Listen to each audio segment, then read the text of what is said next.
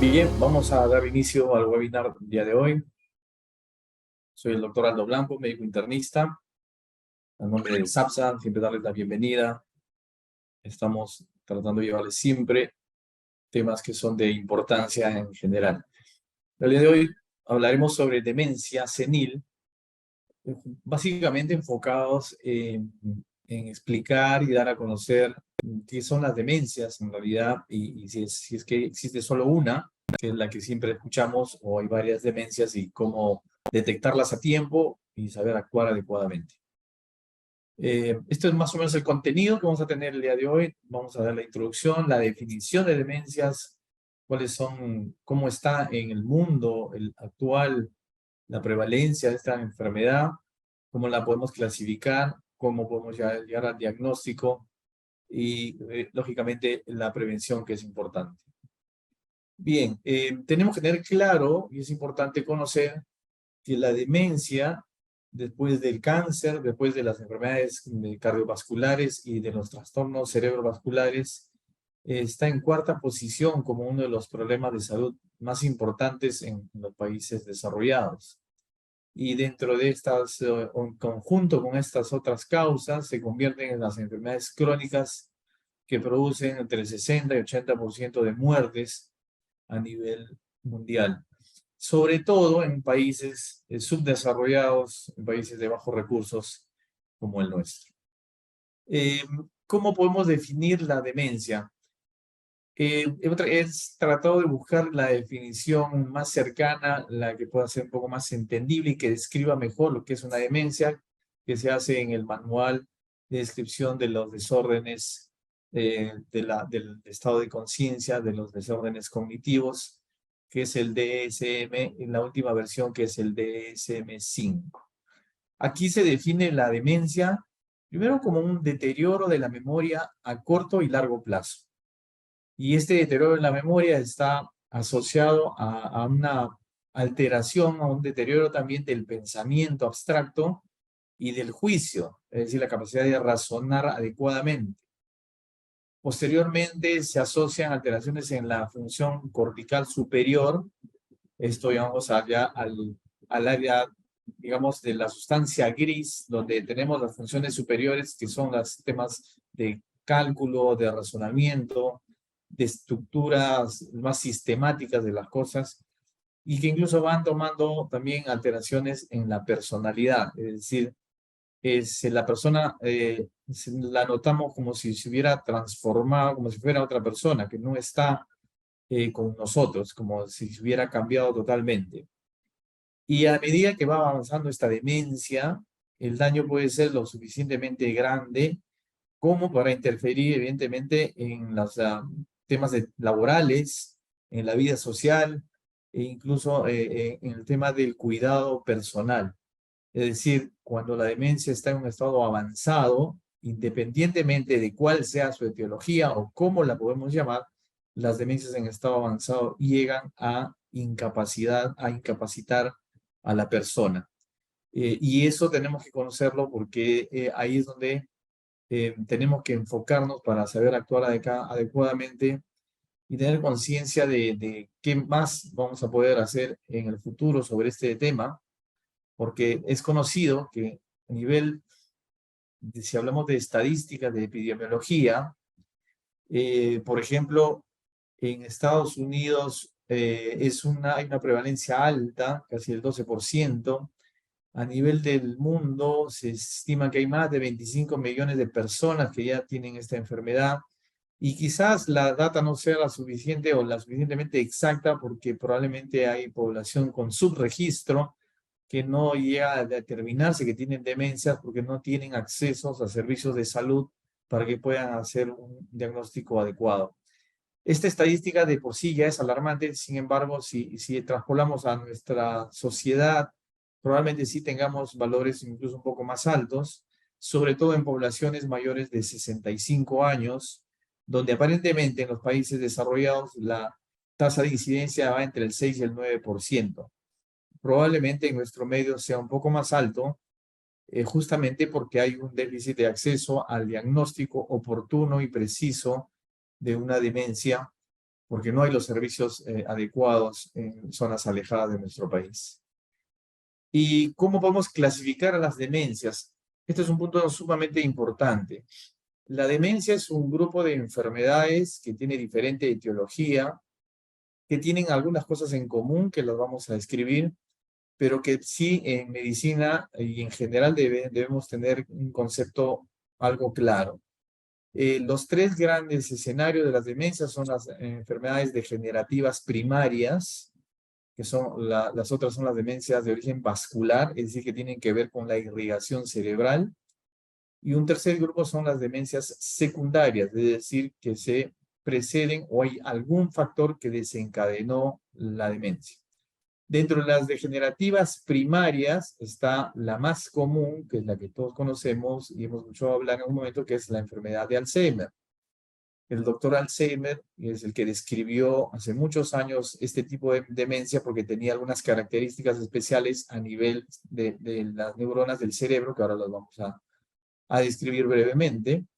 Pero también dentro de las demencias degenerativas primarias, tenemos las demencias frontotemporales, las demencias por cuerpos de Lewy, la enfermedad de Parkinson, que en su etapa avanzada también empieza a tener manifestaciones de demencia, la enfermedad de Pick y la enfermedad de Huntington.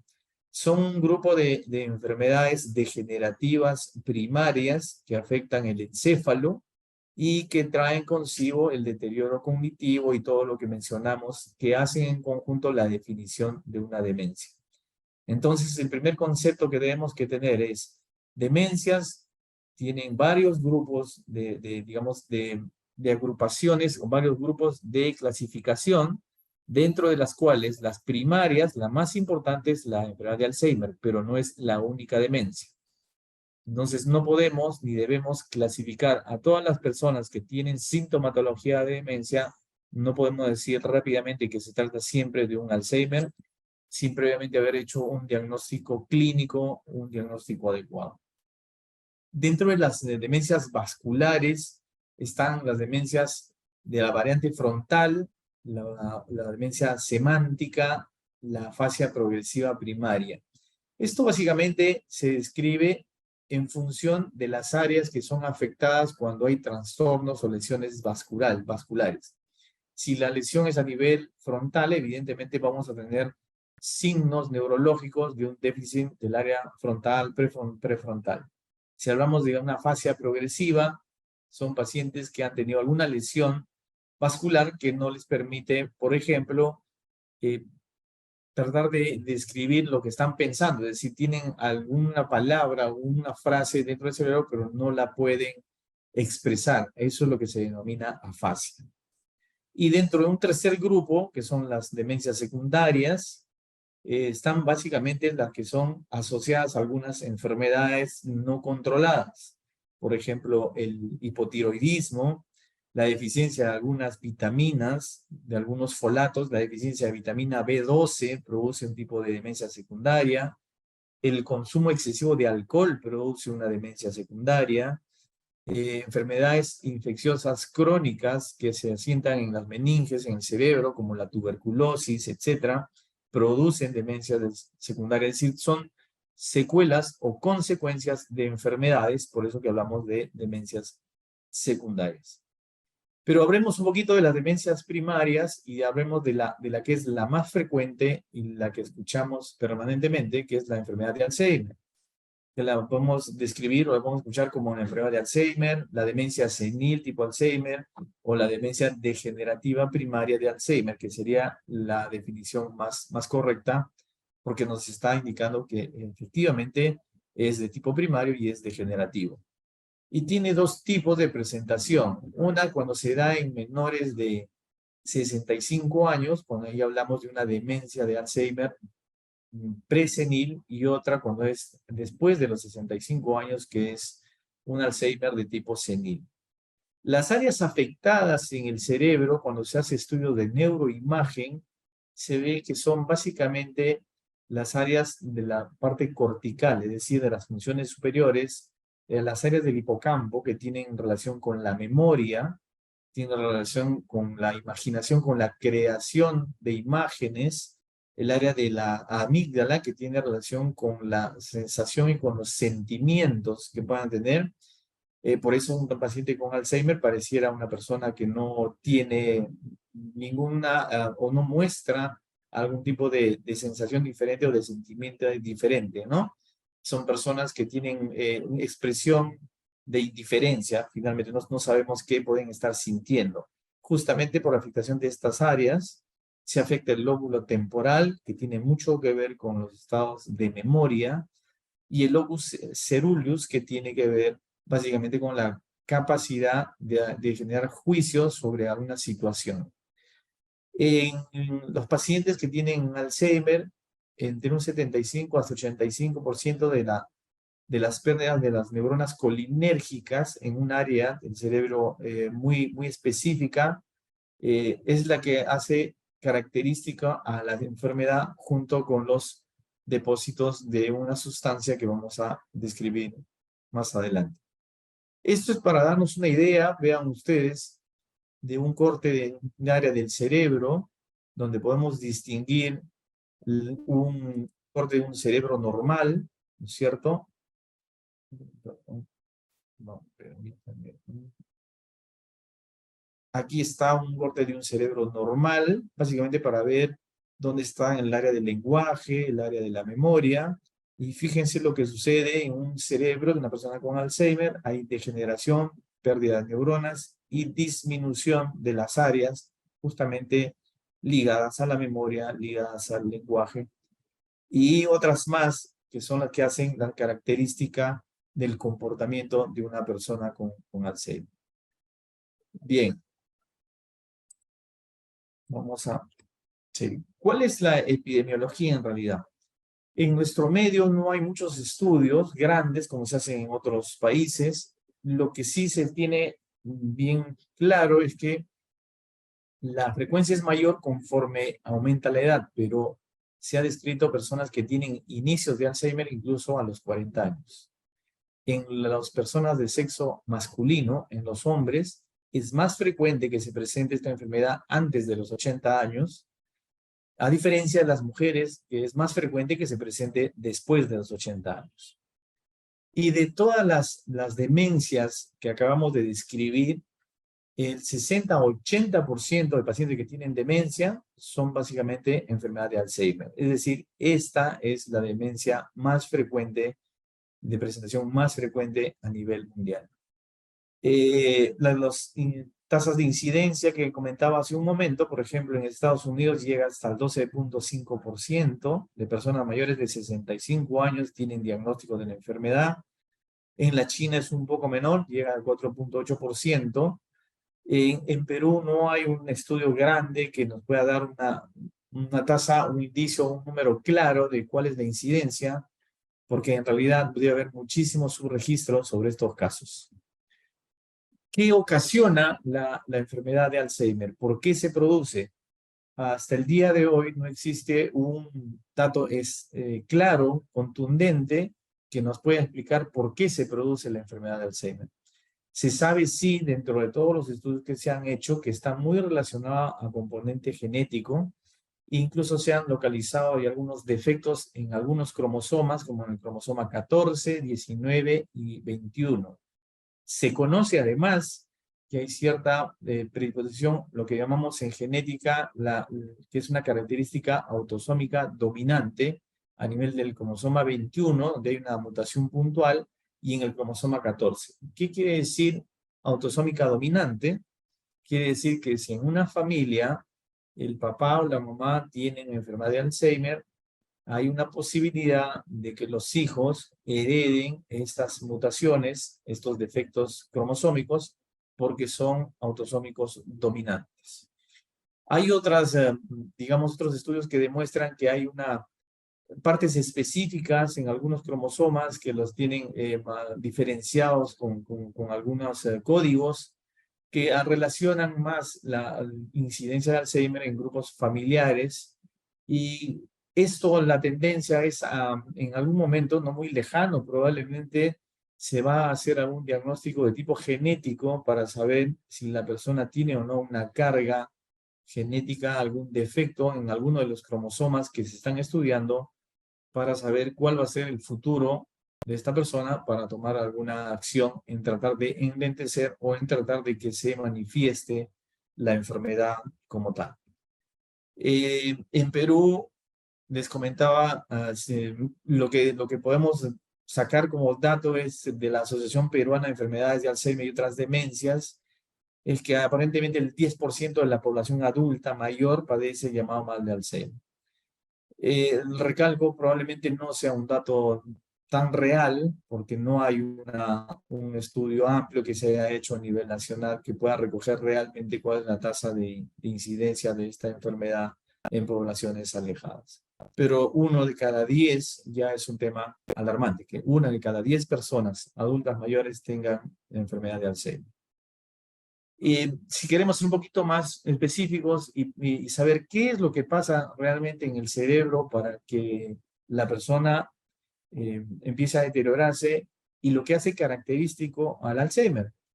Pues hay una sustancia que fue justamente la descrita por el doctor Alzheimer, que es la acumulación de beta-amiloide. Esta es una sustancia que lo que hace es que se empieza a depositar a nivel de las áreas del cerebro formando unas placas de beta-amiloide que resultan de una manera tóxicas para las neuronas, y entonces estas neuronas dejan de funcionar, dejan de conectarse entre sí y empieza el deterioro cognitivo.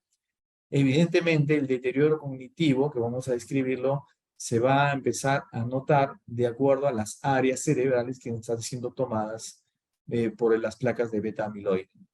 Y ojo que esta es una de las claves cuando uno va a hacer el diagnóstico de Alzheimer, que son las imágenes características que tienen las áreas cerebrales en los cortes de resonancia magnética, de tomografía helicoidal, etc. En los cortes cerebrales se ve la característica del depósito de este beta-amiloide, que es el que nos permite hacer un diagnóstico de Alzheimer. Lo ideal, evidentemente, sería biopsiar, sacar una muestra de tejido cerebral y poder determinar claramente qué es beta-amiloide. Evidentemente, eso no es un tema posible, porque no es inviable estar haciendo biopsias cerebrales para llegar a un diagnóstico de Alzheimer. Generalmente, como lo vamos a ver, el diagnóstico se hace a través de la evaluación clínica y las neuroimágenes. Entonces, cuando una persona tiene Alzheimer, empieza a pasar por una serie de etapas que van teniendo características muy especiales y que nos van dando el indicio de dónde estamos y qué podemos hacer de acuerdo a la etapa que tenga la enfermedad en el paciente.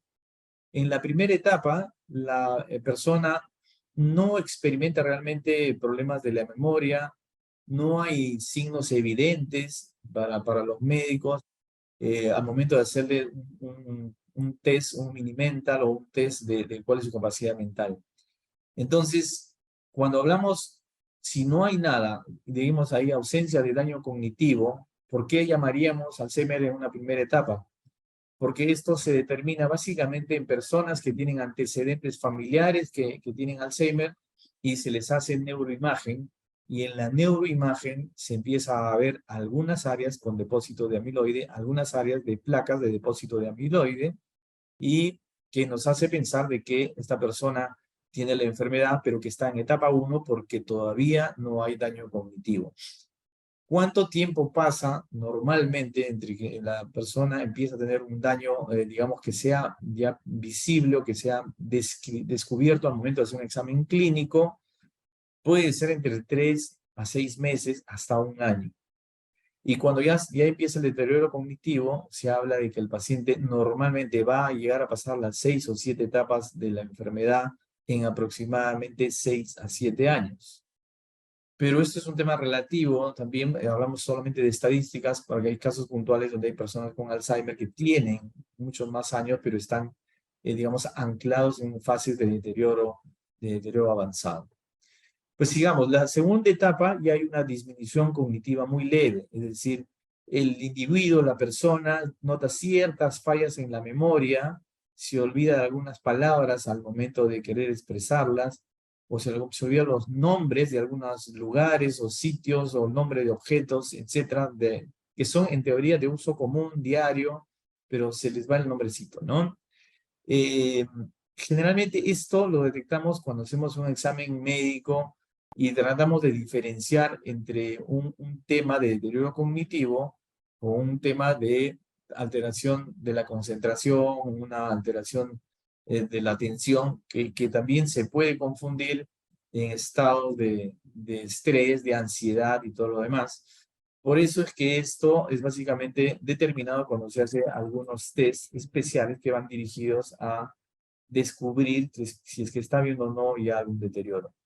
En la tercera etapa de la enfermedad ya hay una disminución un poco más notable de encontrar el nombre adecuado, la palabra adecuada para expresarse.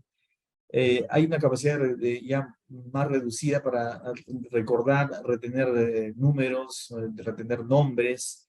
Eh, a veces también se asocia a problemas ya para desempeñar algunas tareas laborales, algunos temas sociales. Hay poca retención de lo que leen. Se les extravía, se les pierde muy fácilmente algunos objetos que no los encuentran con facilidad, no recuerdan dónde están. Y lo notorio de la tercera etapa es que hay mucho menos capacidad para planificar u organizar determinada acción.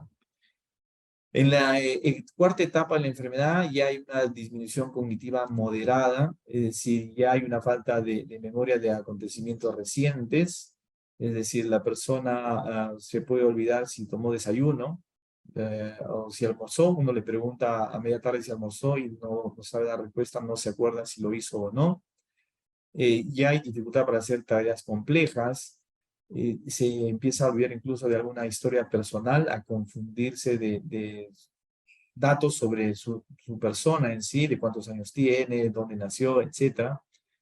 Y empieza el tema de aislamiento, es decir, no sabemos si en ese momento determinado si el paciente está triste, molesto, hay una especie de indiferencia, de un humor variable y que hay como una tendencia al aislamiento.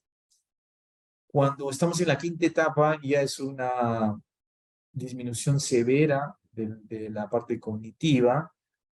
Aquí es donde las personas suelen estar en periodos cuando se salen de sus domicilios, se extravían, se pierden, no saben su dirección, no saben qué día es, no saben dónde están, ¿de acuerdo? No, los temas, digamos, que van a marcar aquí es que todavía no van a requerir ayuda para alimentarse o utilizar el baño, pero sí notamos ya un deterioro importante que requiere acompañamiento o cuidado para que la persona pues, no se salga de la casa, no se vaya a perder, etcétera.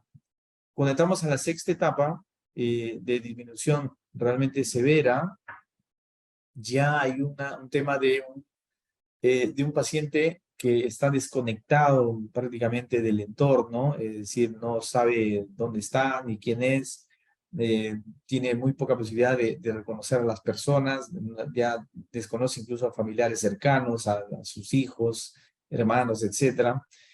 Aquí ya necesita incluso ayuda para vestirse, hay trastornos del sueño marcados, hay que atenderlos para el tema de su aseo personal. Incluso se van alterando los esfínteres, es decir, ya empieza a haber incontinencia urinaria, por ejemplo, y se nota aquí algunos cambios de comportamiento. Algunas personas se vuelven o muy sumisas, o se aíslan mucho como unos estados depresivos profundos, o se tornan muy irascibles, es decir, reaccionan muy rápido, o se pueden poner incluso hasta en estado de cierta agresividad. Entonces, aquí está mucho más acentuado el tema de deambular, porque es como que no saben dónde están y hay que tener mucho cuidado porque aquí es donde se pierden las personas, se extravían. Una séptima etapa, cuando el deterioro ya es muy marcado, empiezan a haber ya problemas incluso de hablar adecuadamente, es decir, del pronunciamiento adecuado de palabras, pierden la capacidad de sonreír, pierden la capacidad de mantenerse incluso sentados adecuadamente, porque se empieza a alterar, curiosamente, también aspectos motores, no solamente la parte, digamos, de los deterioros cognitivos, sino empiezan a fallar algunos músculos, con los músculos de la deglución, los músculos que los mantienen adecuadamente con una buena postura. Entonces hay que tener un paciente con mucho más cuidados aquí, porque generalmente es donde se presentan las mayores complicaciones por procesos de aspiración de alimentos que conllevan a neumonías aspirativas, a caídas que llevan a problemas traumatológicos.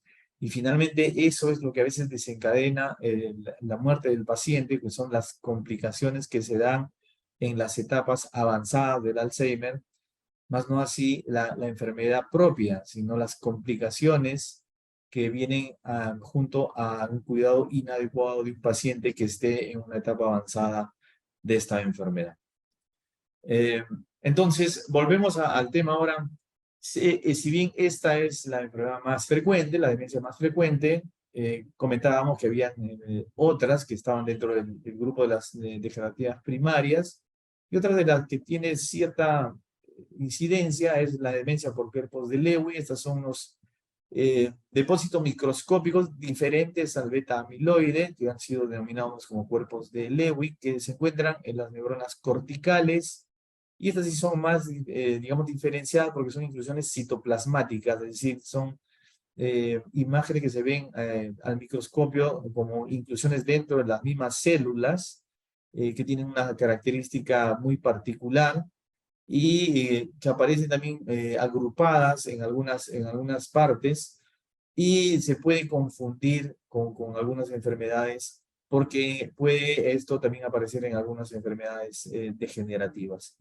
La presentación y la evolución es similar en realidad en el tiempo, y evoluciona como todas las demencias. La diferencia fundamental es que el tiempo en que se deteriora un paciente con este tipo de demencia es mucho más corto que en la enfermedad de Alzheimer. Felizmente es menos frecuente. Las demencias vasculares, que son las que comentábamos, que están asociadas a deterioros en la irrigación en los vasos sanguíneos, son básicamente presentaciones de déficit cognitivo que afectan la memoria y las funciones superiores, es decir, las funciones del pensamiento, el razonamiento, el cálculo, y todas generadas básicamente por lesiones isquémicas, es decir, cuando haya sea un infarto cerebral o cuando hay una hemorragia cerebral, quedan dañadas áreas del cerebro donde finalmente ya no se pueden restablecer, no se pueden recuperar, y de acuerdo al daño que se haya generado, la expresión clínica neurológica al momento de la evaluación médica son las que nos va a decir qué área es la que está afectada y por qué el comportamiento o el tipo de demencia que se puede ir presentando en estas personas. Este comienzo en las enfermedades vasculares, entendiendo que son básicamente lesiones que se puedan dar, pueden ser efectivamente de inicio abrupto, súbito, porque se produce pues, después de un infarto cerebral, ¿de acuerdo? Y los pacientes pueden presentar pues algunos problemas típicos cuando hay una lesión vascular eh, cerebral, es decir, tienen generalmente alguna secuela, pueden tener hemiparesias, cuadriparesias, hemiplegias, etcétera, de acuerdo al grado de lesión, de acuerdo al vaso sanguíneo que ha sido afectado, al que ha sido comprometido, y cuánto del área cerebral ha sido tomado para poder afectar y ver que quedan con una secuela neurológica y también con una secuela de deterioro cognitivo propio de la lesión de las neuronas. Las demencias multiinfarto son importantísimas tenerlas en cuenta, porque aquí encontramos lesiones cerebrales focales, a veces que son microinfartos muy pequeños, que están muy relacionados generalmente con un mal control de la hipertensión arterial en muchos casos, asociados con pacientes que tienen pluripatología, es decir, pacientes que tienen hipertensión, diabetes, dislipidemia. No llegan a ser infartos que puedan producir signos neurológicos groseros, que podamos definirlos rápidamente, pero empiezan a tener microinfartos en áreas del cerebro que en el tiempo se van a ir manifestando justamente con alteraciones propias de un tipo de demencia. Entonces hay signos de disartria, es decir, hay dificultad para expresar adecuadamente las palabras, hay dificultad para deglutir, es lo que llamamos como disfagia, tienen problemas para caminar, hay inestabilidad, incontinencia urinaria, algunas dificultades para ejecutar algunos movimientos y mucha labilidad emocional, es decir, pacientes que están muy sensibles y expresan emociones muy marcadamente. Esto es un reto a veces para el médico porque se suele confundir a veces con estados emocionales, suele confundir con alteraciones metabólicas y empezamos a buscar alguna alteración en el paciente que pueda explicarnos el porqué el deterioro cognitivo, y cuando hacemos neuroimagen nos encontramos con que hay varias áreas del cerebro que han sido lesionadas, y de ahí el nombre que son las demencias multiinfarto. ¿Cómo hacemos el diagnóstico en los casos de demencia cuando vemos un paciente que creemos o consideramos que debería ser evaluado? Hay criterios diagnósticos que son comunes en realidad a todas las demencias. Es decir, el desarrollo de los déficits cognitivos se van dando básicamente por dos cosas. Uno, que son los problemas de memoria. Los problemas de memoria porque hay una capacidad alterada básicamente para aprender nueva información, para evocar la información que ha sido previamente aprendida. En la fase de la memoria es importante saber que fisiológicamente la memoria tiene es una estructura basada en tres parámetros importantes. Una es la fase de atención, otra es la fase de consolidación y otra es la fase de evocación. Esto es importante saber porque muchas personas, a veces cuando están con estados alterados o emocionalmente, con estados de estrés muy marcados, por algún evento, están en shock por algún tema, algún problema emocional muy severo, tienen alteración en la parte de la atención. Entonces, como no tienen bien fijada la parte de la atención, no hacen la fase de consolidación de la información y no pueden evocar esa información.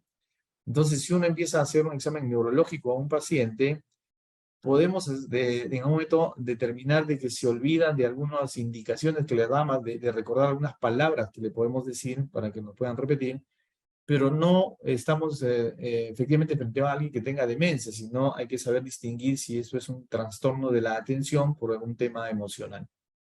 Cuando este problema sí es repetitivo y hacemos algunos tests y descubrimos que sí hay pérdida de la memoria en el sentido de olvidarse de algunos datos importantes que son, repito, sacados a través de un test, de un buen examen, entonces sí podemos estar frente a alguien que puede estar iniciando una demencia. Entonces, una de las claves para hacer los diagnósticos clínicos es primero determinar claramente, en forma adecuada, si hay un problema con la memoria. Y el otro tema amplio, la otra área que se afecta son las partes de las alteraciones cognitivas que tienen que ver con el tema del lenguaje, se llama afasia, es decir, que la persona tenga dificultad para expresar lo que está pensando, no encuentra la palabra que quiere decir. Tienen apraxia, significa que hay alteración en la ejecución motora, a pesar de que no tienen ninguna lesión a nivel del cerebro, de la parte motora, pero tienen dificultad para ejercer alguna actividad, eso se llama apraxia. Cuando hay agnosia, que es la falta para reconocer o identificar objetos a pesar de tener una función sensorial intacta. Por ejemplo, a una persona le hacemos cerrar los ojos, le ponemos en la mano un objeto, puede ser una llave, un lapicero, y le decimos qué es lo que tiene en la mano. Si esa persona no es capaz de identificar ese objeto, entonces podemos decir que está con problemas de agnosia, es decir, tiene problemas para identificar objetos. Y finalmente también otra de las alteraciones cognitivas importantes son las alteraciones en la función ejecutiva, es decir, en la dificultad para planear, organizar, hacer secuencias y abstracciones. Se pierde todo eso. Entonces, cuando encontramos problemas de memoria, asociado a cualquiera de estos alteraciones en cualquiera de estas áreas cognitivas, llámese afasia, apraxia, agnosia o alteración en la función ejecutiva, podemos decir que estamos frente a un paciente que probablemente esté iniciando algún tipo de demencia y que amerite investigar para poder encajarlo y darle el diagnóstico adecuado y decir si es una enfermedad, una demencia de Alzheimer, es una demencia multiinfarto, es una demencia por cuerpos de Lewy, etcétera, etcétera. Entonces, esto es importante porque es valioso cuanto más precoz sea el diagnóstico, la aproximación a un cuadro de demencia, la intervención que se puede hacer sobre ese paciente puede enlentecer la progresión. No podemos decir que podemos limitar o bloquear o curar al paciente, porque lamentablemente eso no es posible hasta el día de hoy, pero sí hay mecanismos y hay alguna intervención farmacológica para enlentecer la velocidad de deterioro del paciente que puede estar con demencia. Esto es más o menos una aproximación de cómo nosotros enfocamos a un paciente que tiene, cuando tenemos un examen físico, hacemos un examen médico, en la parte neurológica. Es decir, cuando vamos a evaluar el estado mental del paciente, vemos si primero, este es un algoritmo que los médicos normalmente lo usamos, ¿no es cierto? Si hay un declive cognitivo, por ejemplo, hay que ver si empezamos a investigar qué está pasando, por qué hay ese declive cognitivo. Es decir, si hay problemas de depresión, de delirio, eso ya es un tema aparte, hay que iniciar tratamiento. Si no existe estos problemas de depresión, de delirio, entonces debe haber declive en alguna función. Entonces, empezamos a evaluar lo que nosotros mencionamos, la memoria y todas las fases de las áreas cognitivas. Si no hay declive en ninguna de estas funciones, hay que hacer análisis de sangre, hay que hacer otro tipo de investigación porque probablemente hay alguna otra causa que esté causando, que esté provocando este declive cognitivo y que no es precisamente una demencia. Ahora, si encontramos que hay alguna alteración en una de las áreas cognitivas, sí empezamos a pensar que esto es una demencia. ¿De acuerdo? Entonces, esto es más o menos para tener claro cuando tenemos un paciente, cuando derivarlo a un médico internista que lo evalúe adecuadamente para ver si es un problema mental o es un problema de una enfermedad que tenga un problema mental, o si esto es marcadamente notorio, donde tenemos un familiar o una persona que tiene alteración de la memoria marcada, que tiene apraxia, que tiene problemas motores, etcétera, sí podemos decir que está entrando en un tema de demencia y hay que llevarlo rápidamente a que sea evaluado por un neurólogo. Esta es la idea de presentarles este pequeño algoritmo. ¿Y qué hacemos en cuanto al tema de prevención? En la literatura hay mucha información, se han hecho mucha investigación en los últimos años tratando de asociar qué se puede hacer para evitar que la progresión de la enfermedad de Alzheimer, que es la más frecuente, no sea tan rápida. Y curiosamente, en toda la investigación, en todos los estudios que hay, no hay ninguno que sea contundente o que haya una asociación fuerte, como le llamamos en los temas de los estudios médicos, entre una acción o un comportamiento y la presencia o la disminución de la incidencia del Alzheimer. Lo que sí es claro es que hay una serie de variables que sí influyen de manera positiva en el desarrollo de la enfermedad, en la progresión de la enfermedad. Es decir, si hacemos intervenciones que promuevan la actividad física, sí, efectivamente, la actividad física ha demostrado, no de manera fuertemente, pero sí ha demostrado de manera moderada que la actividad física puede disminuir la posibilidad de padecer de alguna demencia. El sobrepeso pueda conllevar a que se presente mayor incidencia de demencias, Sí, no hay una asociación, repito, fuerte, pero sí hay cierta vinculación. Entonces, hay que hacer intervención sobre el manejo del peso. La obesidad trae finalmente mayor incidencia de enfermedades que pueden llevar a la demencia. La actividad social, es decir, a un adulto mayor, aislarlo y que no tenga contacto con su entorno, que no tenga, digamos, vida en comunidad, se deteriora su parte cognitiva más que en otro que sí tiene mucha actividad social. Sí, eso también está demostrado. Entonces hay que hacer intervención sobre actividad social, es decir, no aislemos a los pacientes adultos mayores por más avanzada edad que tengan. La idea es siempre mantenerlos muy vinculados a su entorno familiar, amical, etcétera. Con el manejo de la hipertensión, ¿hay relación directa? Evidentemente que sí, porque la hipertensión mal controlada nos puede producir las demencias multiinfarto y desarrollo de problemas a nivel cerebral por déficit de irrigación, ¿no es cierto? Que va de la mano con el tema de la diabetes. Es decir, intervención sobre control adecuado de hipertensión y de diabetes ayuda, por supuesto. ¿El tabaco está relacionado con un deterioro de los vasos sanguíneos? Sí. Entonces, intervenir sobre el consumo de tabaco ayuda a prevenir, correcto. Las intervenciones cognitivas, es decir, mantener a los ancianitos, mantener a las personas adultas mayores, siempre retándolos a que puedan ejecutar algunas acciones donde le pongan mucho interés o mucho esfuerzo mental, ayuda a que esta persona esté de alguna manera más activa y a prevenir deterioro, sí.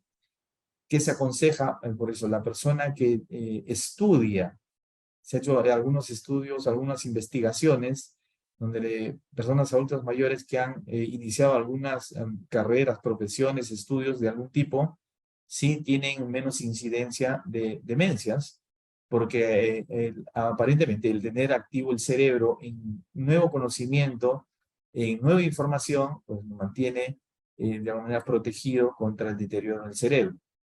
Para algunos autores, el cerebro se comporta como un músculo. Cuanto más lo hagamos funcionar, más potente se va a poner. Cuanto menos lo hagamos funcionar, pues se va a atrofiar. ¿El alcohol tiene incidencia sobre este tema? Es correcto. También hay estudios que demuestran que el menor consumo de alcohol disminuye la incidencia de demencias. El manejo de la depresión es indudable que está relacionado a un paciente que tiene tendencia a depresión y no se trata adecuadamente, pues de mucha más tendencia a tener problemas cognitivos, deterioros cognitivos. La alimentación, hoy en día hay mucha investigación, mucha información que relaciona el tipo de alimentación que tenemos con el grado de alerta, el grado de desarrollo de capacidad cognitiva que tenemos. Esto indudablemente es motivo para toda una conferencia, un webinar, porque hoy en día hablamos ya de nutrigenómica, es decir, del impacto que tiene la forma en que nos alimentamos sobre el funcionamiento de nuestras neuronas, sobre la capacidad que tienen nuestras neuronas para trabajar mejor o peor, sobre la capacidad de que puedan vivir más o menos tiempo, todo directamente relacionado con la calidad y con el tipo de alimentación que tenemos. Y finalmente, se ha hecho también estudios sobre el manejo de la hipacusia, es decir, cuando se va perdiendo la capacidad auditiva, se va haciendo una tendencia a que la persona se vaya aislando y eso es un factor que predispone al deterioro cognitivo y por lo tanto a una demencia. Entonces, vean ustedes, son muchos los aspectos, muchos los escenarios donde se puede actuar y quizás la mejor indicación, la mejor recomendación no es poner énfasis en uno solo de ellos, sino tener el concepto de que debemos actuar en todos estos aspectos para que haga una sinergia, de modo que no tengamos predisposición a que los pacientes que tienen de por sí ya antecedentes familiares o condiciones que pueden hacer que desarrollen demencias, pues no aparezcan estas y si las tienen, no se desarrollen de manera acelerada, que es lo que queremos en los pacientes que tienen una demencia senil. Pues bien, eso es básicamente lo que quería compartir con ustedes el día de hoy. quedo atento a alguna duda, alguna pregunta, porque sin duda aquí hay muchísimo todavía por estudiar. Hay nueva investigación que está saliendo últimamente sobre Alzheimer. Se habla sobre tratamientos novedosos, sobre tratamientos donde ya va a haber estimulación neurofisiológica para poder ver que las neuronas funcionen mejor, tratamientos que van en el tema de disminuir que los depósitos de beta amiloide no sean muy acelerados, que tratamientos que vayan en cómo inhibir que se forme ese beta amiloide. Es decir, la investigación sobre el tratamiento de Alzheimer está en pleno desarrollo y probablemente tengamos mucha novedad porque es un tema que se está investigando mucho, porque hay una tendencia dentro del tema científico en proponer y postular de que se está estudiando mucho para que la persona, en un tiempo no muy lejano, hablan de unos 8 o 10 años, probablemente pueda llegar a vivir 130 o 150 años, pero que el mayor problema no se presenta en cómo hacer que la persona, que los órganos funcionen adecuadamente para llegar a esa edad. El mayor problema se presenta es cómo hacemos que el cerebro y las neuronas no se deterioren, porque de nada serviría vivir tanto tiempo si vamos a tener personas con demencia que no van a poder, digamos, ni disfrutar de estar entre nosotros, ni producir, ni intentar nada en la sociedad. Entonces, por eso la investigación sobre el tratamiento de Alzheimer está siendo muy activa en estos momentos.